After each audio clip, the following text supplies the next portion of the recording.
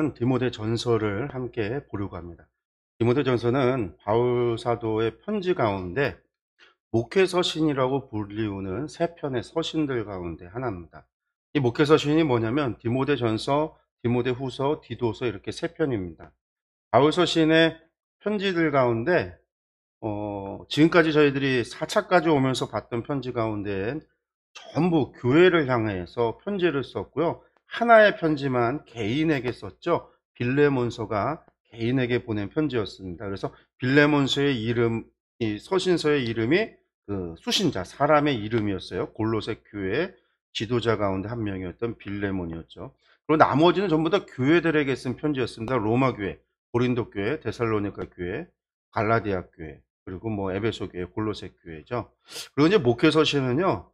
사람한테 쓴 겁니다. 바울 사도가 자기 제자였던 디모데와 디도에게 쓴 세 편의 편지를 우리가 디모데 전서, 디도서, 디모데 후서 이렇게 부르는데 이 세 편의 편지는 전부 다 바울 사도께서 옥중에 갇혀 있을 때가 쓴 게 아니고 우리가 말하는 사도행전 28장에 로마에 연금되어져 있었을 때 쓴 편지가 아니라 연금됐다가 2년 뒤에 풀려나고 나서 그리고 나서 쓴 편지들이 디모데 전서, 디모데 후서, 디도서입니다. 순서로는 디모데 전서, 디도서, 디모데 후서가 되겠고요. 그래서 우리가 이제 이 세 편의 편지를 목회서신이라고 부르지 않고 이거를 이제 바울사도의 5차 전도 여정 이렇게 표현을 합니다. 바울사도께서 다섯 번째죠. 이제 로마에서 풀려난 뒤에 다섯 번째 그가 복음을 전하러 다녔던 그 여정을 따라서 5차 때 쓰여진 편지가 이 세 편의 편지다라고 표현을 하는데요. 저희들이 이거 지도를 통해서 전체적인 5차 전도 여정 전체적인 걸 한번 보도록 하겠습니다. 네.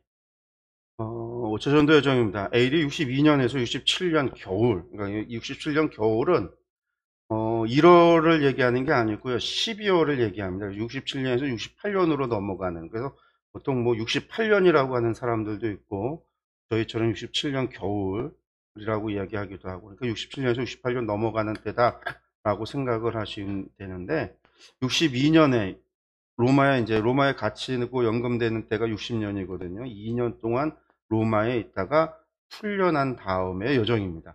그럼 풀려난 것이 성경에는 나오질 않아요. 사도행전에서 28장까지 나오고 29장의 이야기가 없으니까 바울 사도가 그냥 로마에서 돌아가셨다라고 주장하고 이야기하는 사람들이 많은데 로마 이후의 이야기들도 여러분들 이제 성경에도 나오고 우리가 이제 디모데 전후서 그리고 디도서를 보면 바울 사도가 어디를 이렇게 다녔는지에 대한 바울 사도의 행적을 우리가 유추할 수 있는 본문의 말씀을 찾아볼 수가 있겠고 유적들도 있고요. 당시 고대에 쓰여졌던 기록들 가운데 이런 기록들도 있습니다. 그러면 유세부스 같은 경우는 바울 사도가 2년 뒤에 풀려났다라고 표현하고 뿐만 아니라 교부들의 글에도 2년 뒤에 풀려났다라고 이야기합니다. 2년 뒤에 풀려난 이유는 제가 한번 말씀드렸던 것 같은데 로마 제국은 무고죄라고 하는 게 있어서 억울하게 고소한 사람이 죄를 증명하지 못하고 무죄가 판결이 되면 고소한 사람이 벌을 받게 되는 그래서 이제 함부로 고소하지 못하도록 하는 무고죄라고 하는 법령이 있었기 때문에 로마 황제에게 재판이 상소가 되고 로마 황제 재판이 벌어졌을 때 반드시 피고인과 이 고소인이 같이 나와야 돼요.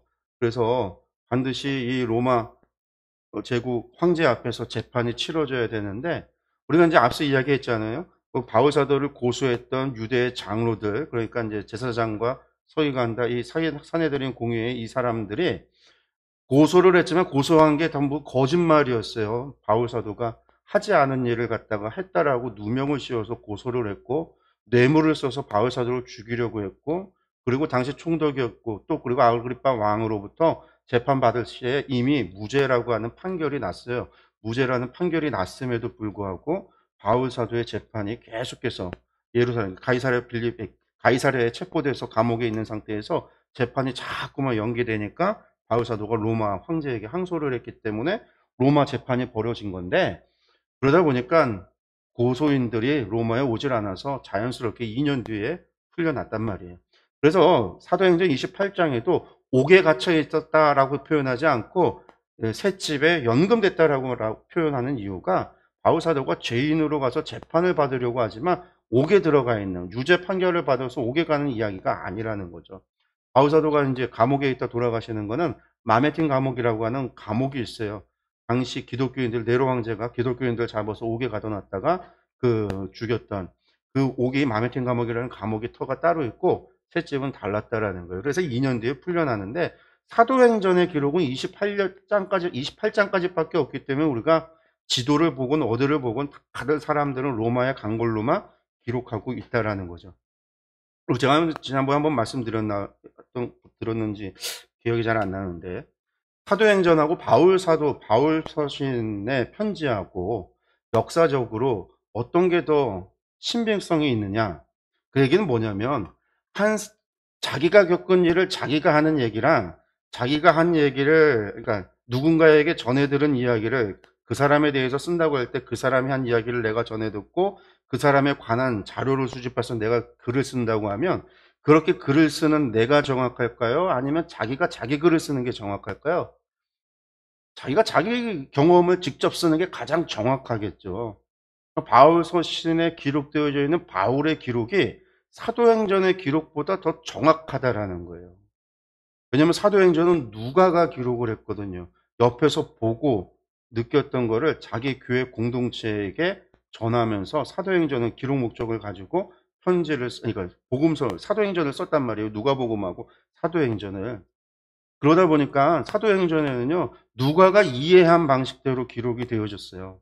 근데 바울 서신에는 바울이 직접 경험한 걸 쓴 거죠. 그래서 바울의 기록이 바울의 이 직접 경험했던 거, 그가 느꼈던 거, 우리가 이제 흔히들 이것을 이제 역사적 바울이라고 이야기하는데, 역사적 바울의 신빙성은 바울 서신에 더 정확하게 나온다라는 거예요. 그래서 이제 우리가 사도행전에서는 좀 모든 게 좀 좋게 표현되어지는 경향이 있어요. 교회도 다 좋게만 표현이 되고 있고, 우리가 뭐 예루살렘 공의회 같은 경우, 사도행전 15장에 나오는 예루살렘 공의회도 그때 다 결정됐다. 사도행전은 그렇게 나오잖아요. 사도행전 그 뒤에 무슨 갈등이 전혀 소개되질 않아요. 교회 가운데 있어야했던 이 할례당과 바울 신앙의 이 갈등에 대해서 사도행전은 15장에서 해결되고 끝난 걸로 표현되고 그 뒤로는 다시는 언급이 안 돼요. 좋게 표현이 된 거예요. 좋게.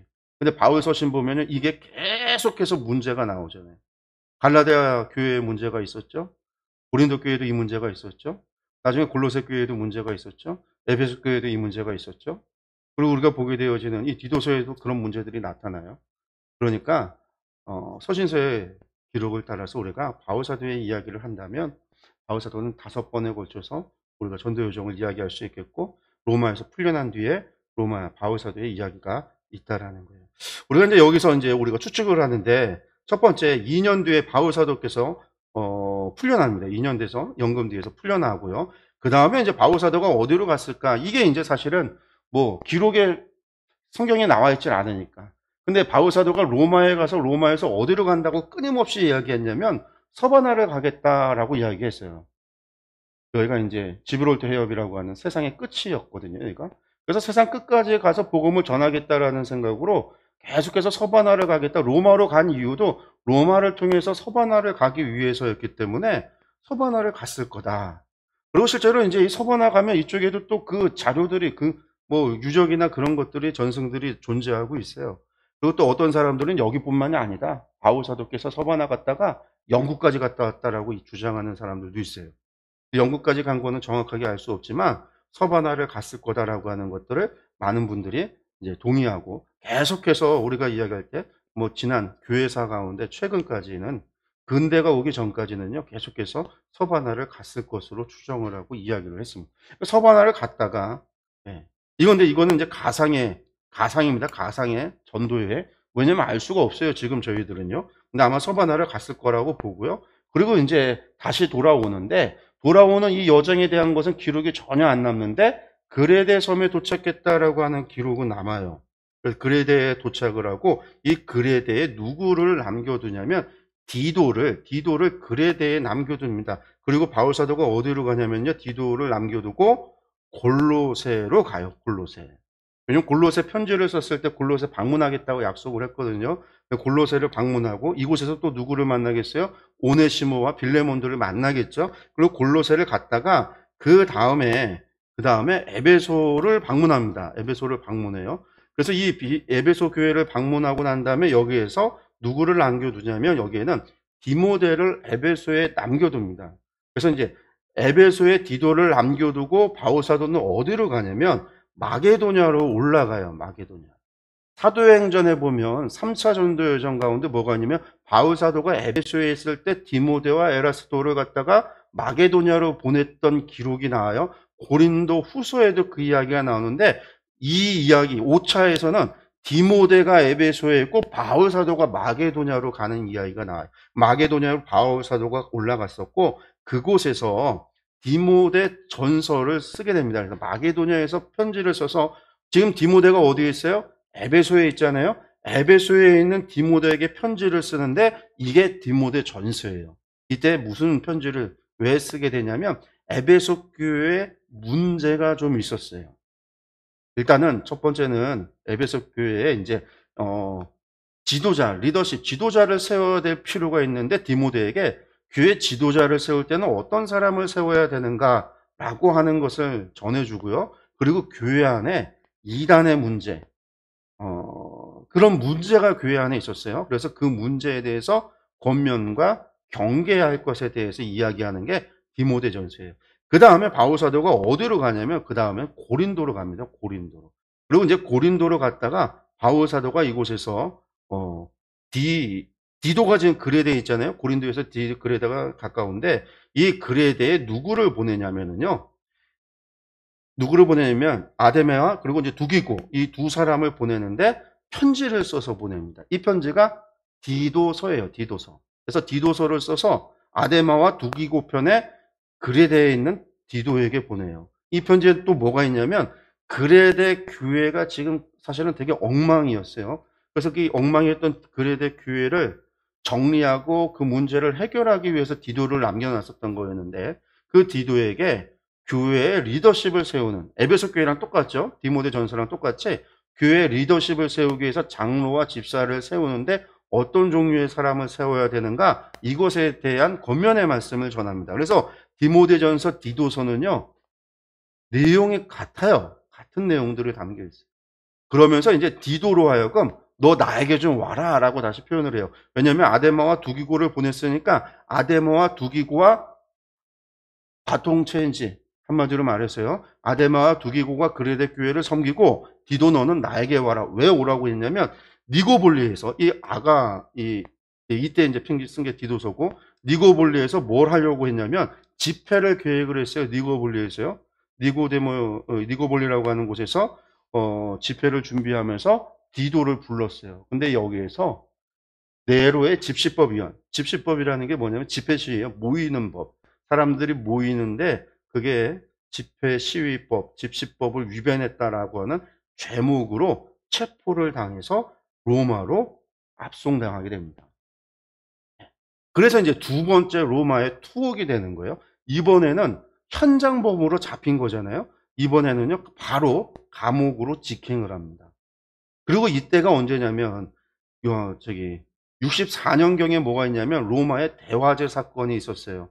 64년에 대화제 사건이 있은 다음에, 그 대화제가 일어난 것을 기독교인들이 방어했다라고 하는 누명을 네로가 씌워서 기독교인에 대한 박해, 탄압이 있어졌죠. 그래서 이제 바울 사도가 이때는요, 기독교인이었기 때문에 바로 그냥 감옥에 갇히고요. 그 감옥에 갇혀 있는 기간 동안에 먼저 베드로가 순교하고 그 다음에 68년 넘어가는 그 겨울에 바울 사도도 순교하게 됩니다. 그리고 바로 그 67년에서 68년 넘어가는 순교 직전에 바울 사도가 로마에서 에베소에 있는 디모데에게 편지를 쓴 게, 편지를 쓴 게 디모데 후서예요. 디모데 후서. 그래서 이 디모데 전서, 디모데 후서, 우리가 디도서 부르지만 순서로는 디모데 전서가 가장 먼저 마게도냐에서 에베소에 있는 디모데에게 썼고, 고린도에서 그레데 섬에 있던 디도에게 편지 쓴 게 디도서고, 그리고 2차 투옥이 돼서 로마에서 에베소에 있는 디모데에게 편지 쓴 게 디모데 후서예요. 그래서 마지막 부탁이죠. 내가 감옥에 있는데 바울 사도는 이미 자신의 죽음에 대해서 예견하고 있었어요. 왜냐하면 이미 수많은 기독교인들이 잡혀 있는 상황에서 순교당하고 있었거든요. 그리고 네로의 박해에서 죽어나가고 있었기 때문에 바로 바울 사도도 이때는 자신의 죽음을 예견하고 있었고, 자신의 사명, 땅끝까지 이르러 복음의 증인이 된다라고 했을 때 서바나까지 다 돌아서 복음을 전했다라고 하는 자신의 사명을 완수했다라는 마음, 생각을 가지고 있었고요.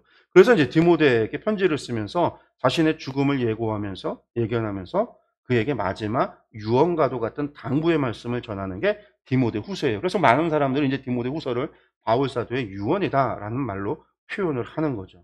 이게 이제 5차 전도 여정이에요. 그래서 5차 때는 3편의 편지가 이렇게 기록이 됐습니다. 3편의 편지들이 다 분량이 작아요.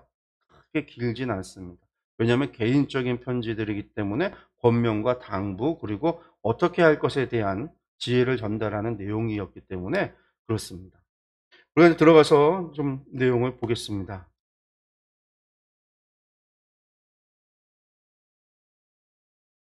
보시면은요, 예, 책의 제목은요, 프로스 디모데온 알파에서 디모데에게 보낸 첫 번째 편지다라는 뜻이고요. 기록자는 바울 사도입니다. 바울 사도. 바울 사도가 이 편지를 썼습니다. 본서에서도 뭐 1장 1절, 2장 7절에서도 나오고, 디모데후서, 디도서 다 이 목회서신 3편에 처음 시작하면서 바울 사도가 쓴 편지다라고 하는 자기의 이야기가 나와요. 그리고 이제 교부들, 당시에 이 폴리캅, 클레멘트, 저스틴, 터툴리안 이런 사람들은요, 전부 다 2세대들이라고 생각하면 돼요. 기독교 2세대들. 그럼 누구냐면 사도들에 의해서, 사도들의 제자들이죠. 사도들의 제자들. 그래서 이 사람들은 이제 2세대, 그러니까 당시 시대로 치면 1세기에서 2세기로 넘어가는 시대의 교부들입니다. 그래서 당시에 사도들을 경험했던 사람들, 뭐 그런 사람들의 교부들의 증언도 증언하고 있습니다. 수신자는요, 디모데입니다. 디모데. 디모데라는 이름은요, 하나님을 공경하는 자, 하나님의 영예라는 뜻인데, 아버지는 헬라인이고 어머니가 유대인입니다. 하프죠, 하프. 그래서 디모데는 이제 헬라인 아버지를 뒀지만 어머니, 이 외할머니가 로이스, 어머니가 유니게로부터 신앙을 전수받아서 그가 신앙의 사람이었죠. 그리고 이제 디모데가 회심은 루스드라에서요. 고향이 루스드라인데 바울의 1차 전도 여정 때 루스드라 선교를 통해서 복음을 받아들이고 회심을 했었던 것 같고요. 5차 때 이제 에베소에 있었던 디모데에게 이 편지를 쓴 거다라고 하는 거 보시면 되겠습니다. 우리가 1차 전도 여정 뭐 오래돼서 기억이 안 나시겠지만, 그래서 다시 한번 저희가 조금 다시 본다면요. 여기 보시면 기억나시죠? 사울과 바나바, 마가가 같이 갔다가 구브로로 가서 구브로에서 복음을 전하다가 바보에서 서기어 바울에게 복음 전하고 나서 이때부터 이제 바울이라고 성경에는 기록되어져 있다라고 그랬죠. 이 바보를 떠나서 밤빌리아, 버가로 가고, 버가에서 비시디 안디옥으로 올라가고, 이 비시디 안디옥에서 이고니온, 루스드라 이렇게 복음 전했는데, 이때에 안디옥에서 비시디아 안디옥에서 박해가 있었고, 이고니온에서 박해가 있었고, 박해 때문에 안디옥으로 떠나서 이고니온 가고, 이고니온에서 루스드라 왔는데, 루스드라에 어떤 일이 있었어요? 안디옥에서부터 유대인들이 바울 사도를 죽이려고 쫓아왔잖아요. 쫓아왔어요. 그래서 안디옥에서부터 이고니온, 루스드라까지 쫓아서 루스드라에서 바울 사도를 돌로 쳐 죽였다. 그 일이 있었던 곳이 바로 루스드라고, 이 디모데가 바로 이 루스드라 출신이에요. 출신. 그런 다음에 이제 바울 사도가 일어나서 또 살아나서 더베로 또 가죠. 더베로 갔다가 그 더베에서 다시 이제 돌아왔던 게 우리가 아는 1차 전도 여정입니다.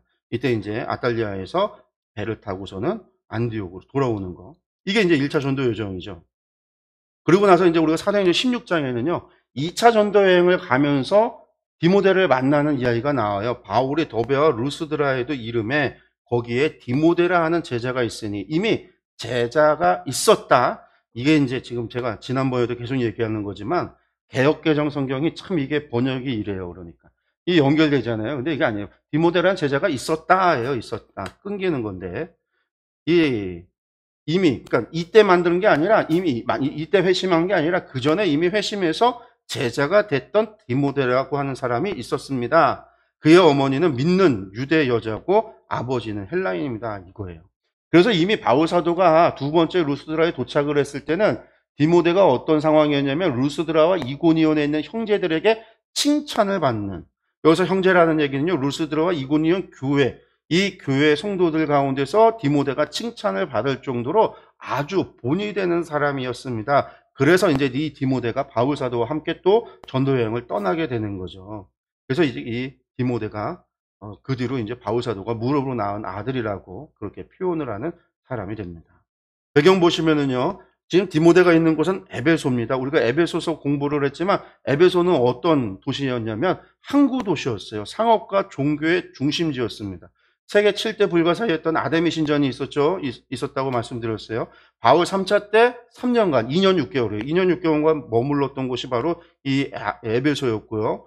그리고 이곳에서 어떤 문제들이 있었냐면 거짓 교사들의 잘못된 가르침, 목회 문제, 당시 에베소서를 기록할 때도 거짓 교사들의 문제가 있었고 이단의 문제도 있었고 사람들 간에 많은 인종적인 차이와 계층적인 차이 때문에 교회 가운데 많은 갈등이 존재하고 있었기 때문에 우리는 모두 그리스도 안에서 하나다라고 하는 메시지를 바울 사도가 전했던 거죠.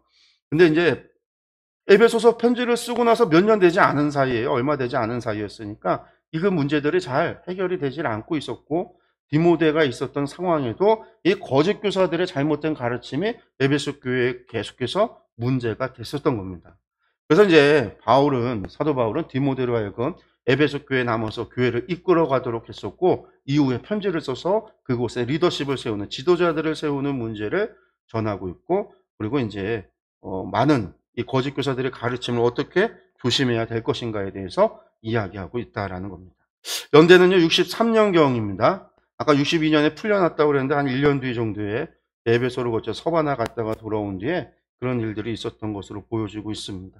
기록 목적 보면은요, 에베소 교회를 위협하는 거짓 교사, 잘못된 교훈, 반복해서 말씀드렸습니다. 이 문제가 있었다라는 거예요. 그래서 믿음의 선한 싸움을 싸우라고 독려하고 있습니다. 두 번째는 교회 내 일꾼들을 선정함에 있어서 혼자 싸워서 될 게 아니잖아요. 에베소서 편지 썼을 때 뭐라고 했어요? 우리의 싸움은 혈과 육의 싸움이 아니라고 했고, 우리는 모두 전신갑주를 입는다고 했는데 혼자 싸우는 거라고 했습니까? 아니라고 그랬어요. 당시에 로마 군단의 로마 군대의 전법은 뭐라고 그랬죠? 모두가 하나가 돼서 백인 단위의 이 백인대가 백부장의 지도 아래 하나가 되어서 유기체적으로 움직여질 때 그들이 싸움에서 승리하지, 자기 혼자 날뛰어서 혼자 싸워서 되어지는 것이 아니라고 그랬어요. 당시의 싸움은 그처럼 서로 붙어서 방패를 맞고 칼로 찌르고 하는, 서로가 연합해서 싸우는 싸움이었다고 그랬어요. 그래서 교회 안에서도 혼자가 아니라 지도자를 세워서 함께 교회를 세워갈 수 있도록 그것을 가르치기 위해서 결국은 이제 디모데 목회자로서 교회를 어떻게 행해야 할지 이것에 대한 권면의 말씀, 교훈의 말씀들이다라고 생각을 하면 되겠습니다. 전체 보기 보겠습니다. 전체 보기 보시면요, 1장부터 6장까지 되어져 있습니다. 1장부터 6장까지인데 전반부 1장 1절에서 3장 13절까지는요 교회 생활에 관한 말씀이고요, 3장 14절에서 6장 21절 후반부는요 사역자에게 주는 가르침이에요. 사역자, 교회 생활과 사역자, 교회 생활과 리더십에 대한 이야기다라고 생각을 하면 되겠습니다. 먼저 1장부터 시작을 하면서 바울 사도가 무엇에 대해서 이야기하냐면 다른 교훈에 대한 경계를 전하고 있죠. 보겠습니다. 처음에 이제 편지니까요. 편지로서 처음에 인사말 전하고 나서 바로 본론부터 시작하는데 다른 교훈에 대해서 경고의 이야기를 합니다. 그 얘기는 뭐냐면 에베소 교회가 그만큼 다른 교훈들에 대한 문제가 있었어요. 골로새 교회에서도 그 문제가 있었다고 그랬죠. 골로새, 에베소 이거 전부 다 당시 소아시아 지역에 전부 다 이 다른 교훈에 대한 것들이 교회 안에서 계속해서 문제를 일으키고 갈등을 일으켰던 문제입니다.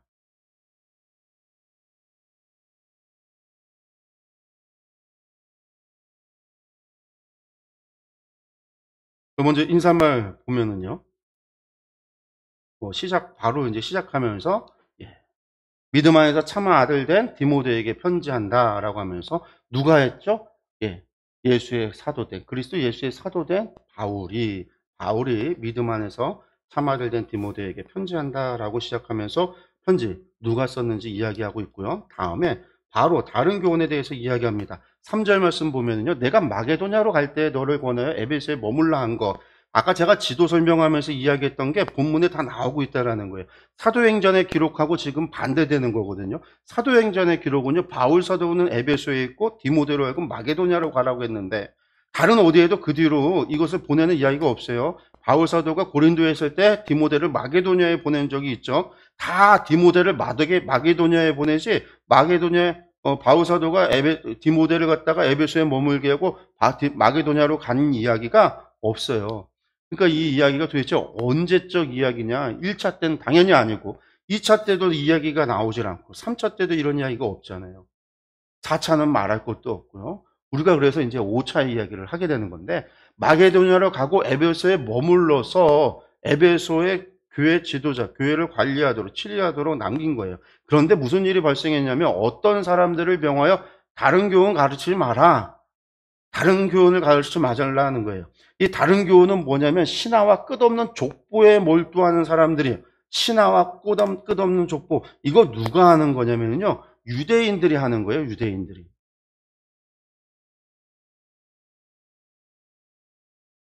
특별히 유대인들이 뭐 제가 이제 영지주의 얘기 몇 번 했는데 헬라 사람들이 영지주의, 헬라의 영지주의 이 사상이 유대교 안에 들어오면서 영지주의라는 게 다른 게 아니거든요. 만물은 영이라는 거예요. 영적인 존재로부터 하나님으로부터 신으로부터 유출이 돼서 나와서 멀리 떨어지면 떨어질수록 영적인 것이 희미해지고 육적인 것으로 변해요. 그래서 영적인 것은 좋은 거, 육적인 것은 나쁜 거. 그래서 육적인 우리가 죽으면 다시 영으로 돌아가고 하나님께로 돌아간다. 이게 이제 당시에 헬라 사람들이 가지고 있었던 생각이에요. 그러니까 유대인들도 이 사상에 영향을 받아서 유대인들이 생각할 때는 우리 다 하나님으로부터 나왔는데 그 얘기가 그 얘기인가 보다 우리가 하나님으로부터 나왔다라고 생각하면서 우리가 하나님까지 연결되어져서 하나님께로 올라간다라는 거죠. 그래서 그때부터 이 사람들이 뭘 하냐면 누가복음에서 누가가 족보를 쓸 때 예수님으로부터 시작해서 하나님께로 올라가듯이 자신들의 기원을 하나님께로 올려요. 다 자신들의 기원을 자랑하면서 내가 아브라함에게로, 내가 누구에게로 거짓된 가짜 족보 만들어서 나의 족보를 만들어내고 끊임없이 탐구하는 그런 신화를 만들어내고 하는 일들이 당시 유행하고 있었어요. 그러니까 이것들이 지금 또 에베소 교회 안에 들어왔다라는 거예요. 그래서 이제 이것에 대해서 경계하라라고 하면서 뭐예요? 이거 경계하라고 하는 이유는요. 청결한 마음과 선한 양식과 거짓 없는 믿음에서 나오는 사랑, 그것대로 살아가기 위해서 하나님의 경륜 안에서 우리가 그러한 신앙을 지키고 살아가도록 하나님, 이 바울사도가 이제 경고하고 있는 거죠. 그 다음에 이제 하나님의 은혜에 대한 바울의 고백입니다. 하나님의 은혜. 무슨 은혜예요? 하나님께서 나에게 직분받은 것. 편지 쓸 때 항상 바울사도는 자신에 대해서 이제 감사한, 자신의 사명에 대한 감사함을 표현을 하잖아요. 그러면서 내가 전에는 비방자요, 박해자요, 폭행자였으나 오히려 긍휼을 입은 것은 내가 믿지 아니할 때 알지 못하고 행하였다. 그러면서 하나님께서 나를 택하여 내게 직분을 맡기셨다라고 표현을 하죠. 15절 16절 말씀 보면요. 밑보다 모든 사람이 받을 만한 이 말이요. 그리스도 예수께서 죄인을 구원하시려고 세상에 임하셨다 하였도다. 죄인 중에 내가 계수니라.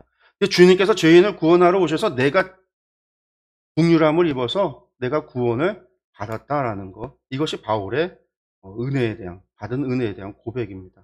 그리고 이제 디모데에게 대한 권면이 1장 18절에서 20절에 있습니다. 디모데야 하면서 내가 내게 이 교훈을 써서 명하노니 전에 너를 지도한 예언을 따라 그것으로 선한 싸움을 싸우며 믿음과 착한 양심을 가져라.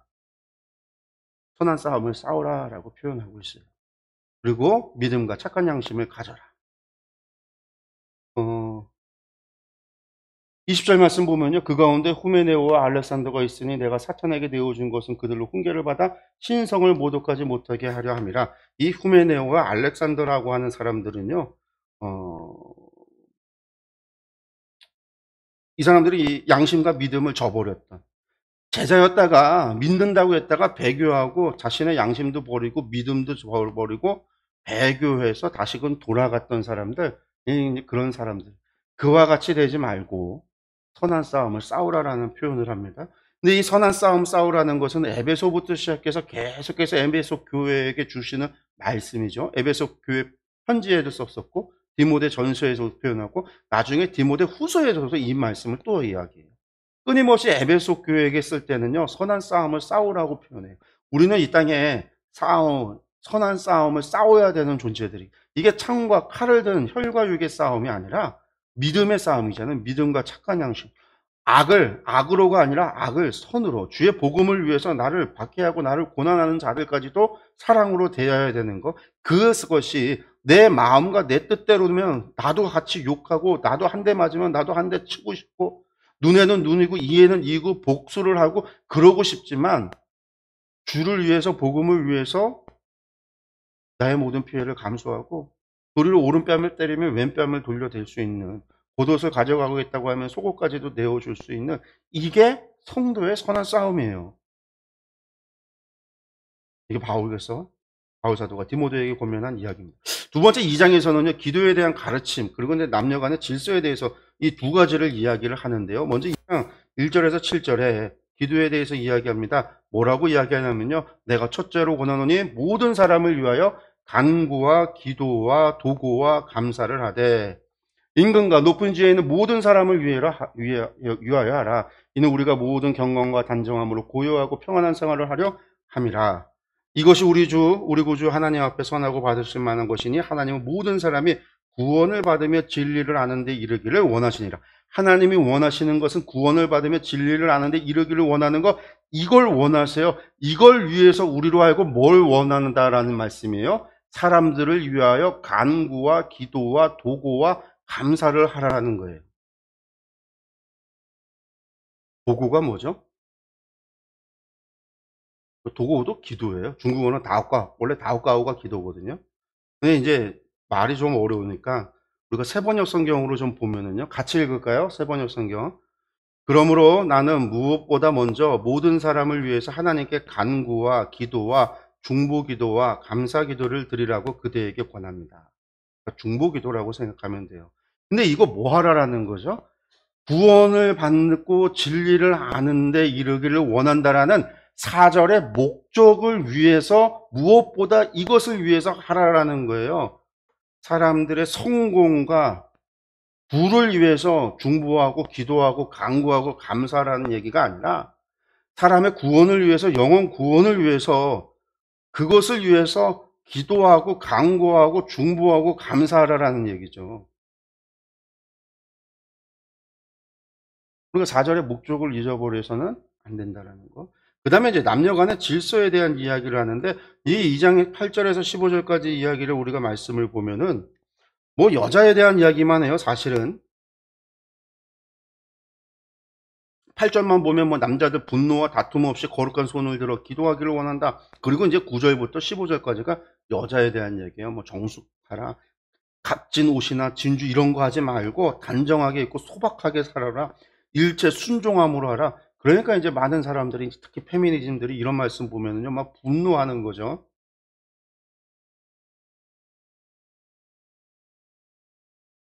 근데 이 바울사도가 왜 2장 8절에서 15절 이런 얘기를 했을까? 이거 아마도 당시 에베소 교회 여성도들 가운데 이런 문제가 있었기 때문이었던 것 같아요. 사치와 향락을 하는 그런 문제가 있었기 때문에 이런 이야기를 했었던 것으로 보여집니다. 왜냐하면 다른 서신에서 바울 사도는 분명히 이야기하지만, 아내는 남편 사랑하기를 죽게 하듯 하고 남편은 아내 사랑하기를 그리스도가 교회를 사랑한 것 같이 사랑하라. 차별이 없어요, 사실은. 뭐 특별한 차별이 있는 게 아니었어요. 아마도 그런 문제가 있었기 때문에 이런 이야기를 하지 않았을까, 우리가 그렇게 생각을 하고요. 우리가 그러한 부분에 있어서 우리는 서로가 조심해야 되는 법, 그리고 이제 그런 사치와 향락, 그런 잘못된 삶에 대한 것에 대해서 우리가 돌아봄이 있으면 될 것으로 보입니다. 그 다음에 이제 3장 1절에서 19절에 교회 직분자에 대한 자격에 대해서 이야기를 하는데요. 먼저는 감독의 자격이 3장 1절에서 7절이고요. 3장 8절에서 13절은 집사의 자격에 대해서 이야기합니다. 3장 1절에서 7절 감독의 자격을 좀 보면은요, 감독의 직분 이야기합니다. 그 사람의 감독의 직분을 이야기하면서 여기 보시면은요, 책망할 것이 없고 한 아내의 남편이 되어야 되고 절제해야 되고 신중해야 되고 단정해야 되고 나그네를 대접할 줄 알아야 되고 가르치기를 잘해야 되고 술을 즐기지 말고 구타하지 않고 관용하며 다투지 않고 돈을 사랑하지 아니하며 또 자기 집을 잘 다스려 자녀들로 모든 공손함으로 복종하게 하는 자라야 할지라. 그러면서 5절에 자기 집을 다스릴 줄 알지 못하면서 어찌 하나님의 교회를 돌보려 이야기를 하고 나서 14번째 새로 있게 한 자도 말지니 새로 있게 한 사람은 안 된다라는 거예요.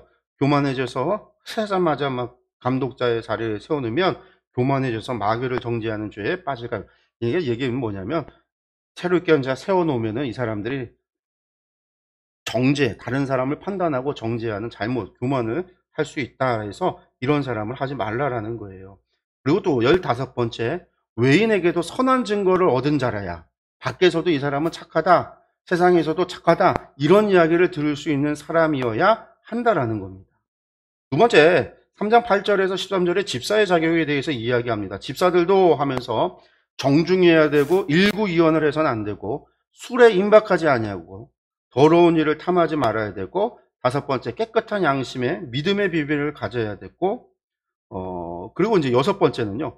이 사람은 시험해 봐서 책망할 것이 없다라는 것이 이제 결과로 나타나면 그 사람을 집사로 직분을 맡게 하라라고 말하고 있습니다. 감독자는 누구고 집사는 누군가? 여러분들 감독은 누구고 집사는 뭐죠? 우리가 번역을 하면서 집사라고 해놨는데 근데 집사라는 말은요. 원래 누구를 가리키는 거냐면요. 우리나라 말로 집사는 절에서 절에 살림을 도맡아 하는 사람을 집사라고 그랬어요. 집사. 절에 살림 관리하는 사람을 집사. 지금도 절에서 살림을 관리하는 중이나 그런 사람을 집사라고 그래요. 근데 우리가 보면은 이제 사도행전에서 보면 7 일꾼을 세울 때 어떻게 해요? 기도하고 말씀 전하고 전도하는 건 사도들이 하고 나머지 교회에서 밥 나눠주고 음식 나눠주고 그런 것들 재물 관리하고 회계 관리하는 것들을 위해서 7 일꾼을 뽑았는데 이 사람들을 맨날 우리 할아버지들이 성경 번역할 때 하는 일이 딱 보니까 절에서 절 관리하는 사람들이랑 똑같거든요. 그래서 그때 번역을 절에서 일하는 집사라고 하는 이름을 가져다가 집사라고 번역을 해서 집사인 거예요. 근데 이게 디아코노스라고 하는 헬라어인데 원래 이 의미는 뭐냐면 시종인이에요. 시종인. 왜 시종인이냐면 이게 뭐 하는 사람들이냐면 식탁에서 음식 나르는 사람, 밥 먹는 거 돕는 사람들이에요. 제가 그랬죠. 당시에 예배는 어떻게 예배 드린다고요? 식탁에서 식사하면서 예배를 드렸다고 그랬어요. 그래서 연회장에서 연회를 하는데 음식을 분배하는, 그러니까 7 일꾼이라고 하는 사람들이 뭐 교회에 어떤 그런 사람들이 아니라요. 음식 나눠주는 때 여기 줄을 서시오 해서 음식 배급하는 게 아니라고요. 아니고 식탁에서 서빙 보는 사람들이었어요. 식탁에서. 그때 음식을 여기서부터 해서 잘 분배해서 사람들 나눠줄 수 있도록 서빙 보는 일이 집사들이 하는 일이에요. 집사들이.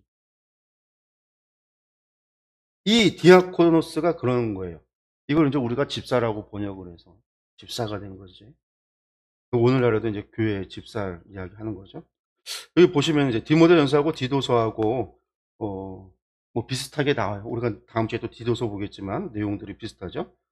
장로와 집사, 뭐 장로도 나오고 집사도 또 나오는데 장로는 비테로스에서 장로라는 말은요 늙은 사람. 교회 안에서 가장 나이가 많은 사람, 어른을 장로라고 그러는 거고요. 지금같이 교회 안에서 무슨 장로 세운 그게 아니라 교회의 가장 어른을 장로라고 그랬어요. 장로. 그래서 이건 번역이 맞죠. 장로. 그래서 집사는 디아코노스라고 하는 거고요. 그리고 이제 아까 이야기 보여줬던 감독이 이제 에피스코포스라고 하는데 감독자라고 하는 사람이 오늘날로 치면 목회자예요. 목회자. 오늘날 교회로 치면 목회자와 장로들이 감독자예요. 교회 재정을 감당하고 교회 예배를 감당하고 교회 관리를 담당하고 하는 이 장로님들 있잖아요. 이런 장로님들과 예배와 말씀을 전하는 목회자들, 이 장로와 목회자를 다 합쳐서 이야기하는 게 감독이에요. 감독. 그러니까 오늘날의 직분하고는 좀 다르다라는 거. 그리고 이제 3장 14절에서 이제 6장 21절. 그런 사람을 세워라라고 이야기하고요. 그리고 나서 사역자에게 주는 가르침입니다. 지도자로서 덕목. 이건 이제 디모데에게 개인적으로 네가 교회의 지도자니까 너에게 주는 덕목에 대해서 가르침을 주기 시작을 하는데 먼저 이야기되어지는 게 3장 14절에서 4장 16절까지 서신을 기록한 이유를 이야기하고 경건에 대해서 이야기합니다. 그리고 거짓말하는 자를 경계할 것과 사역자의 자세에 대한 권면의 말씀들이 있습니다. 보면요, 14절에 내가 속히 내게 가기를 바라나. 가고 싶은데 갈 수 없어요. 그래서 대신 편지를 쓰는 거죠. 내가 지체하면 너로 하여금 하나님의 집에서 어떻게 행하여야 할지를 알게 하려고. 내가 너에게 못 가니까 네가 하나님의 집에서 교회에서 어떻게 해야 될 것인가, 그것에 대해서 내가 알게 하려고 이 편지를 썼다라는 거죠. 왜냐? 이 집은 하나님의 교회고 진리의 기둥이기 때문에.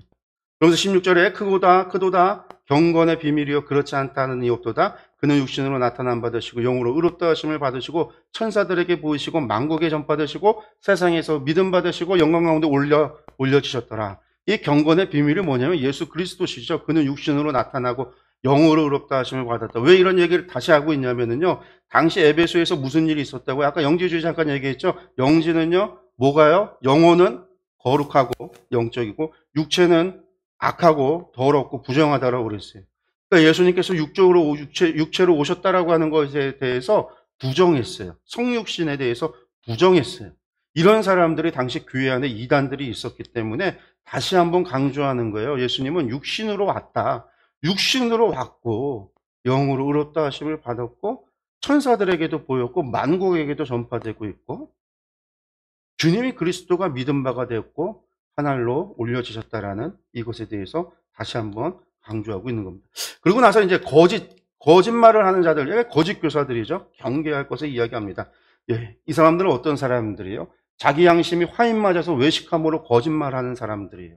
이 사람들이 주장하는 거예요. 혼인금하고 어떤 음식은 먹지 말라 할 터이니 음식물을 하나님이 지으신 바니 믿는 자들과 진리하는 자들이 감사함으로 받을 것이라. 음식을 가리고 혼인을 금하고. 여러분들 음식을 금한다니까 레위기 11장 유대인들뿐만이 아니라 혼인을 금한다는 얘기는 없었잖아요.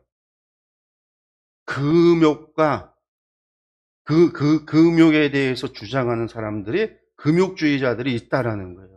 왜 금욕주의자들이 나오냐면요, 영은 거룩하고 육체는 부정하기 때문에. 그러니까 육체를 살찌우고 육체를 즐겁게 만드는 그 모든 것에 대해서 잘못됐다, 악하다라고 하는 거예요.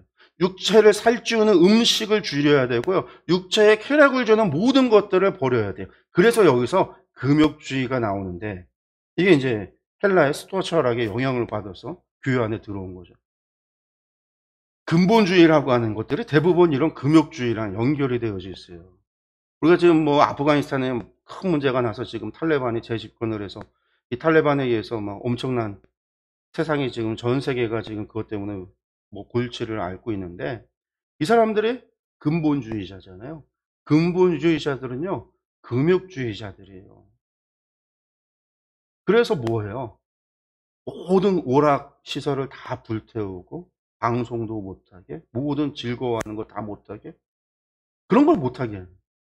근데 당시에도 이런 것들이 이제 교회 안에도 금욕주의를 주장하는 사람들이 있었는데, 이것이 누구다? 거짓말하는 자라는 거예요. 왜? 음식은 하나님께서 우리에게 모두 주신 것이고 우리가 감사함으로 받는 것이라는 거죠. 혼인은 하나님께서 정하신 거예요. 하나님께서. 아담이 독초하는 것이 보기 좋지 않았기 때문에 하와를 주신 하나님께서 제정하신 거죠. 그 다음에 이제 4장 6절에 16절에 사역자에 대한 자세를 권면하시는데요. 뭐라고 이야기하시냐면요, 망령되고 허탄한 신화 버리고. 아까 앞에 맨 1장 처음 시작할 때 그랬어요. 거짓 교사들이 이야기하는 거. 신화와 족보를 따진다고 그랬죠. 이런 망령되고 허탄한 신화 버리고 경건에 이르도록 내 자신을 연단하라. 육체의 연단은 약간의 유익이 있지만 경건은요 범사에 유익하다. 금생과 내생, 약속이 있다라는 말로 표현하고 있습니다. 그러고 나서 이제 또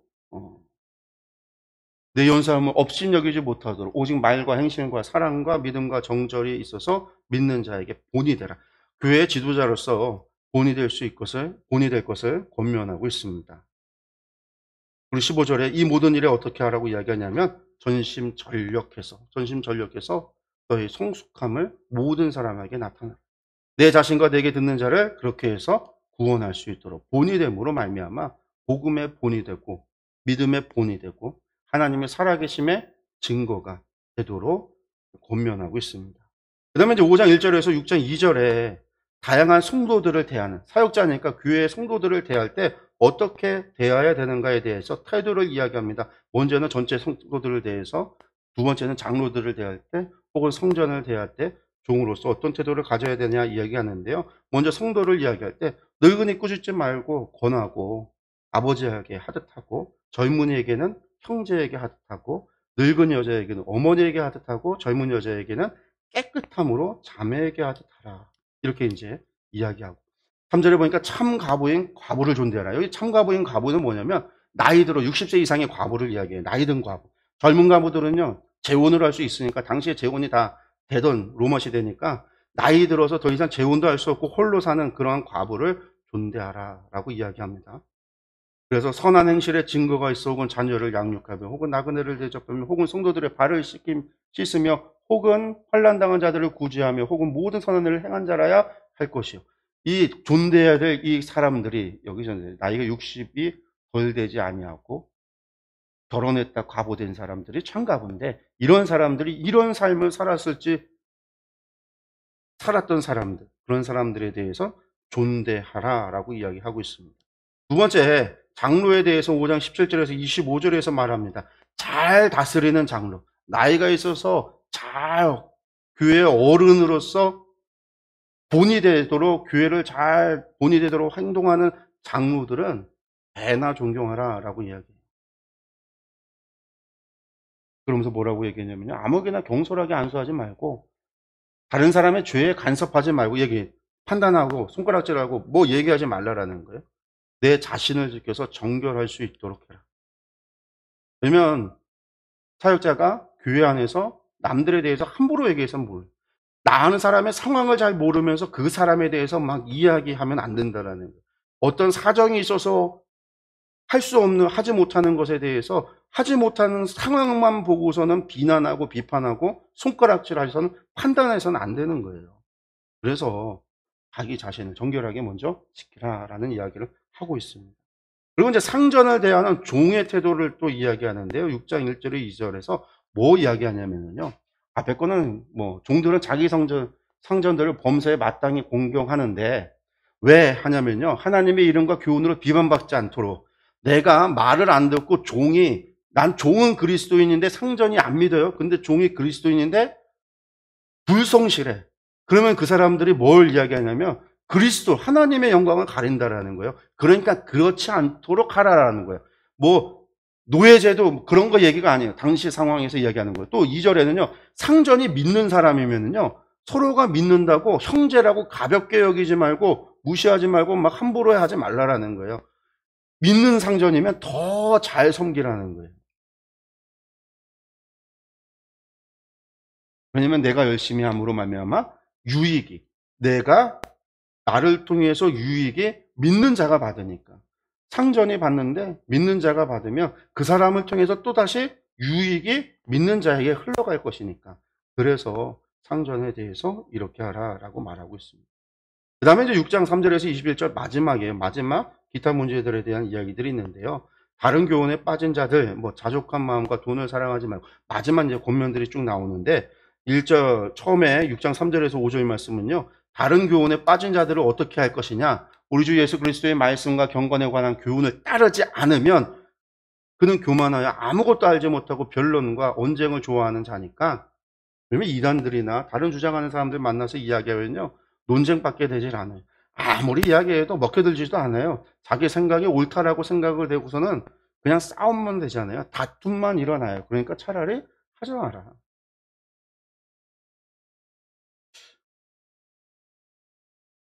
6장 6절에서 10절에는요, 자족한 마음과 돈을 사랑하지 말 것에 대해서 이야기합니다. 자족하는 마음, 그러니까 감사. 나는 다 자족한다. 나에게 풍족하다. 나에게는 스스로 족한 줄 아는 마음을 가지는 것이 나의 경건에 있어서 큰 이익이 된다라는 거죠. 그러면서 10절에 돈을 사랑함이 일만하게 뿌리가 된다.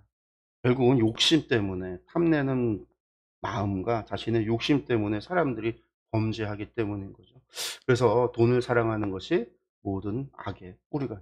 오늘날에도 마찬가지입니다. 돈을 사랑함이 일만하게 뿌리라는 거. 그리고 그렇게 되지 않기 위해선 자족할 줄 알아야 돼요. 하나님 앞에서 자족할 줄 알아야 감사할 수 있는 거죠. 감사할 줄 알아야 하나님의 은혜에 대한 감동이 있는 거고요. 마지막으로 디모데에 대한 권면이 6장 11절에서 16절입니다. 오직 너 하나님의 사람아 라고 이야기하면서 마지막에 다시 한번 믿음의 선한 싸움을 싸우라 라고 이야기합니다. 맞습니다. 우리는요, 이 땅에서 싸우는 사람들이에요. 우리는 이 땅에서 싸워야 돼요. 믿음의 선한 싸움을 싸워야 돼요. 믿음의 열과 혈과 육의 싸움이 아니라 믿음의 선한 싸움을 싸워. 악을 악이 아니라 악을 선으로 바꿀 수 있는 싸움을 해야 됩니다. 그래서 우리 주 예수 그리스도께서 나타내실 때까지, 주님 오실 때까지 흠도 없고 책만 받을 것이 없이 이 명령을 지키라라고 권면을 해주고 있습니다. 그리고 이제 교회의 부한자들에 대한 권면입니다. 권면. 너희들 마음 높이지 말고 재물에 소망 두지 말고, 소망 누구에게 둬요? 하나님께 두라는 거죠. 그리고 선을 행하고 선한 사업을 많이 하고 나누어 주기를 좋아하며 너그러운 자가 되게 하라. 지금 에베소 교회에 부자들이 많은, 아까 여자들은 향락과 사치를 부리는 성도들이 그래서 지금 이러한 메시지를 또 전하고 있다라는 거죠. 이런 것들 우리가 보시면 되겠고요. 마지막 6장 20절에서 21절의 권면으로서 끝납니다. 디모데야, 망령되고 헛된 말과 거짓된 지식의 반론을 피함으로 내게 부탁한 것을 지켜라. 거짓된 지식, 마지막까지도요, 에베소 교회 안에 있는 거짓된 것들, 그런 것들과 반론, 논쟁하고 싸우고 피하고요, 그것들과 상통하지 말고, 이것을 따르는 사람들이 있어 믿음에서 벗어났느니라. 이런 것들 따르는 사람들은 전부 다 믿음에서 벗어났으니까 그들과 상통하지 말라. 은혜가 너희와 함께 있을지어다라는 말로다가 디모데전서를 마무리합니다. 예, 디모데전서는요 6장까지밖에 되지 않고 짧은 거고요. 그 내용도 어떤 교회 안에 심각한 문제를 통해서 고린도 전서처럼 하나하나 이렇게 그것에 대해서 이야기하고 말하고 있는 것도 아니고, 갈라디아 교회가 갖고 있었던 문제에 대해서 공격하고 있는 것도 아니고, 디모데에게 개인적으로 편지를 쓰면서 그에게 전하는 지도자로서, 교회 지도자로서 가져야 될 자질과 또 리더를 세우는 데 있어서의 어떤 규칙, 그리고 교회 안에 있었던 문제를 어떻게 대할 것인가, 어떻게 중심을 잡아야 되는 거에 대한 권면의 말씀들이다라는 것을 기억하시면 되겠고요. 전체 핵심을 한 문장으로 이야기한다면 믿음의 선한 싸움을 싸우고 믿음과 착한 양심을 가져라. 이게 디모데에게 전했던 메시지다라고 보시면 되겠습니다. 예, 이것으로 오늘 디모데 전서 말씀을 마무리하겠습니다. 기도하겠습니다.